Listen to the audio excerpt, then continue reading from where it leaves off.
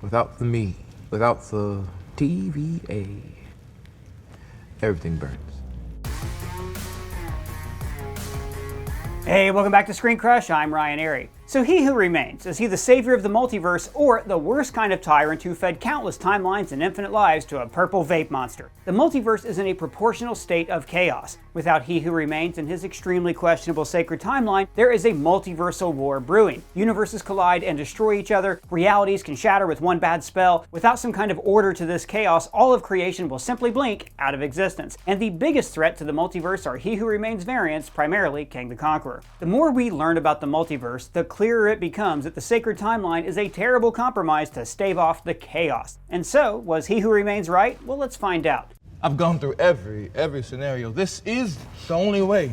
Let's start by establishing what exactly He Who Remains did. He Who Remains' story begins in the 31st century, and back then he was called Nathaniel Richards, a scientist who discovered the existence of the multiverse. At the same time, his variant from other universes made the same discovery, and then they reached across the multiverse and met, and at first they worked together. But the multiversal alliance did not last long. Some of Nathaniel's variants were hell-bent on conquering other universes, primarily Kang the Conqueror, who is the main villain of the multiverse saga. Kang and his variants started a multiversal war and all of reality almost ended, but Nathaniel became the unsung hero of the multiverse. He found Alioth, a smoke monster capable of consuming entire universes. Nathaniel harnessed Alioth's power and ended the multiversal war. I weaponized Alioth. And I ended the multiversal war. It meant that he erased all of his variants and their universes from existence, so Alioth ate all the other timelines like those freaky evil Pac-Men from the Langoliers. And then he created the Sacred Timeline, a universe that exists separate from the rest of the multiverse. From what we can gather, when the Sacred Timeline existed, it was the only timeline in the multiverse. Realities like the quantum realm and the dark dimension are universes as well, but they are part of the Sacred Timeline.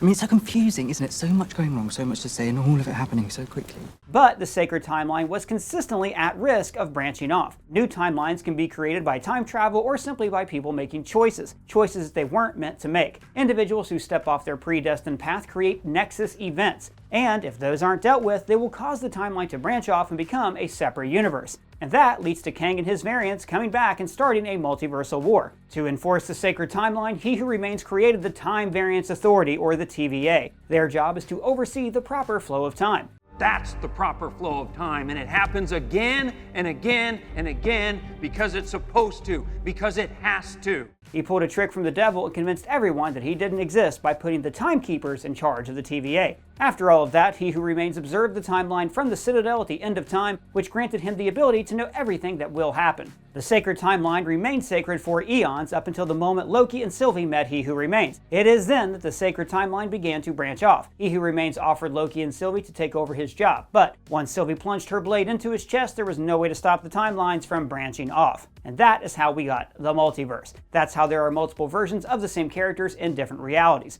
Peter! Yeah?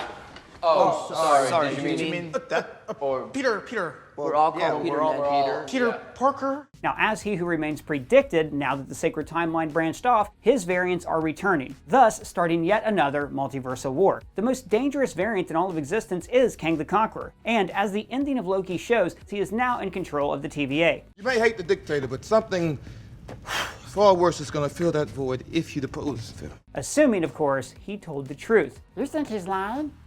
Not really. I mean, look, the MCU wouldn't give us the longest exposition dump since Matrix Reloaded just for it to all be a bunch of baloney. One could argue that what He Who Remains did is utterly unethical and wrong. He robbed countless individuals of their freedom. Everyone who exists on the timeline must follow his predetermined destiny. Every step you took to get here, I paved the road.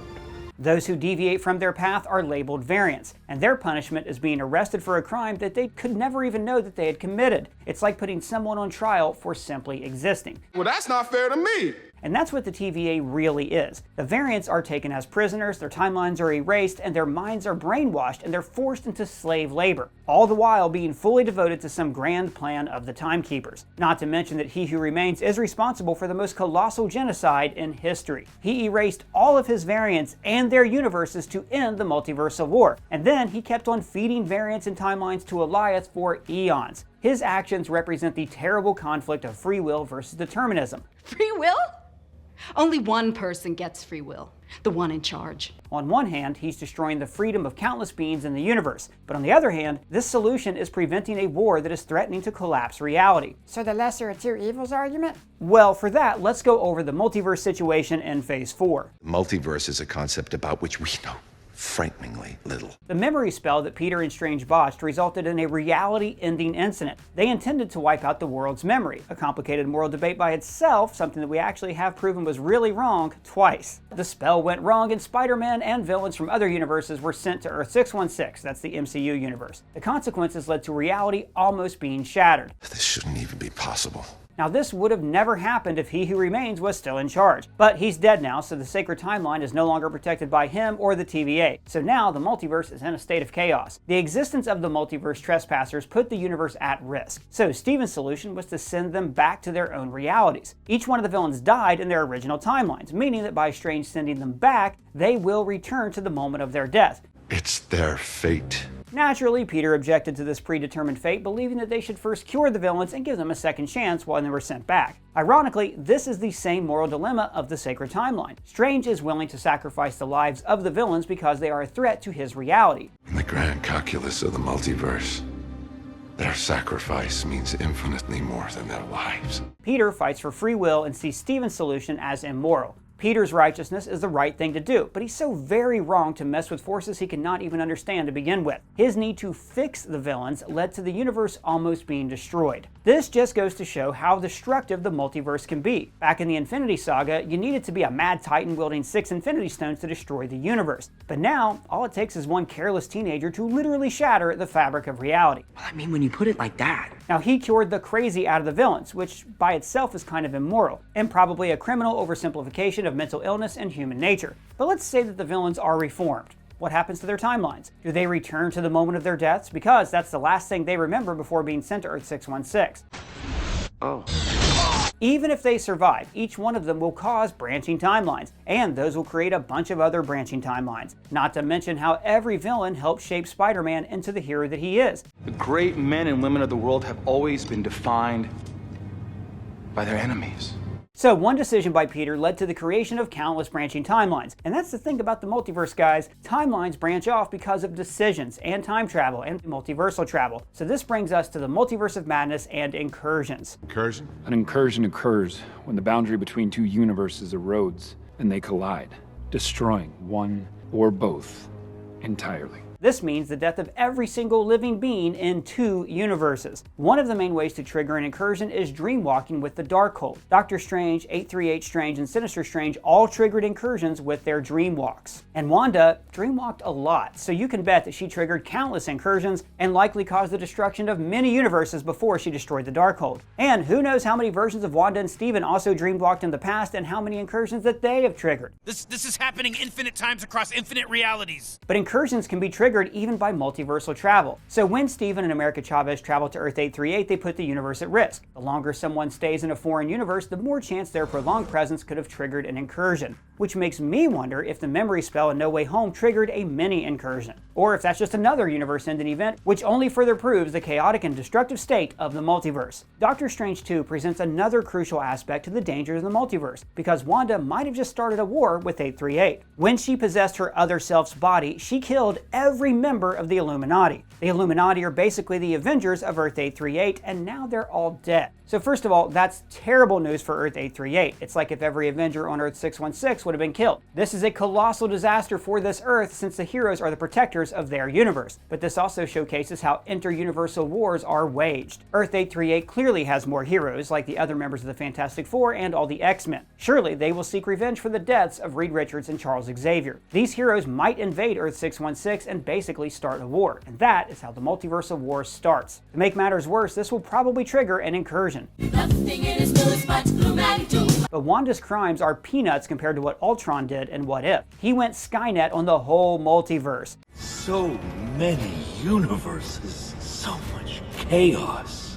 They need to be silenced. If not for the Guardians of the Multiverse, Ultron would have wiped out all life in the multiverse. Infinity Ultron was defeated, but that's just one version of him. How many others like him are out there in the infinite multiverse? And as we've witnessed in What If, almost all the universes in the show ended up really badly. Some of them were destroyed completely, while others are so messed up that there's very little chance to ever fix them. And the thing is, destroying a whole universe is way too easy in the MCU. The bottom line is that the multiverse is extremely unstable and unsafe, and if left unchecked, it can collapse entirely. Without the me, without the TVA,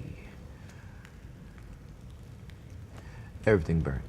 And what's insane here is that all of this happened even before Kang and his variants even started the multiversal war. So how many universes and how many lives are going to end before He Who Remains creates another sacred timeline? That's what he claims is going to happen, that after he dies, his variants will start a multiversal war. And due to the nature of time, he will be reborn and create the sacred timeline once again. And I just end up right back here anyways. Reincarnation. And so, the path He Who Remains offers appears to be reality's only salvation. The alternative to the sacred timeline is chaos and destruction on a multiversal scale. And that's the gambit. Stifling order or cataclysmic chaos. So are the ends justifying these terrible means? Is the sacred timeline the lesser of two evils? Well look, that's debatable, but right now it seems to be the only way, and it's clear that the multiverse needs some kind of enforcement. Perhaps Loki could help free the TVA from their brainwashing and transform the organization into an interdimensional peacekeeping force. But right now it seems like the TVA will be used by Kang and his variants to wage this multiversal war. Maybe after Kang is defeated, Doctor Strange will step up and form a team of heroes who will keep the multiverse in check, like the Multiversal Avengers. And who knows, maybe this time they could work with Nathaniel Richards before he becomes He Who Remains. No matter what, some hard choices are going to need to be made to safeguard all of reality from this chaos. And from what we saw in the MCU, the heroes' principles are really dependent on their own points of view, which can dramatically shift. Stephen was willing to cast a brainwashing spell on the whole world just to help his pal Spider-Man. A spell that goes against the very nature of free will, mind you. Not to mention his disregard for poor Pizza Papa, forcing him to hit himself for weeks. I mean, that is freaking messed up. We all done horrible, terrible, horrific things. The central conflict in the Eternals was about whether or not humanity should be sacrificed to allow the birth of a Celestial who would go on to create galaxies filled with more life. Not to mention that the Avengers did not bat an eye when it came to the time heist in Endgame. Time travel is always messy, no matter what. It always creates some form of a paradox, and somehow someone is going to end up kissing their mom. The Avengers went back in time. They created multiple branching timelines and stole some Infinity Stones, which are the building blocks of every universe. In this new branch reality, without our chief weapon against the forces of darkness, our world would be overrun. They believed that by returning the stones, they will fix the timelines. But after everything, Steve decided to stay in the past and create another timeline anyways. If not for the TVA cleaning up after them, those timelines could have risked reality. In their minds, they were saving all the people that Thanos killed, so that allowed them to justify their actions because they were willing to do whatever it takes. But with that logic, you could say that the horrible things that He Who Remains did are ultimately for the better good. From his point of view, he was doing whatever it takes to save reality. He saw no other path than the sacred timeline. There was no other way.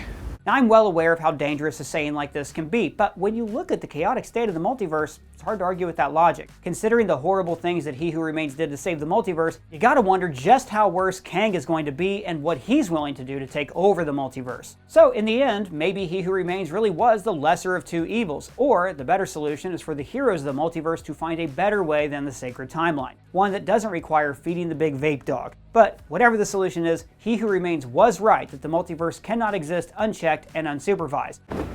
You're welcome. So that's a lot to think about, but what do you guys think? Let me know your feelings down in the comments below or at me on Twitter. And if it's your first time here, please subscribe and smash that bell for alerts. For ScreenCrush, I'm Ryan Airy.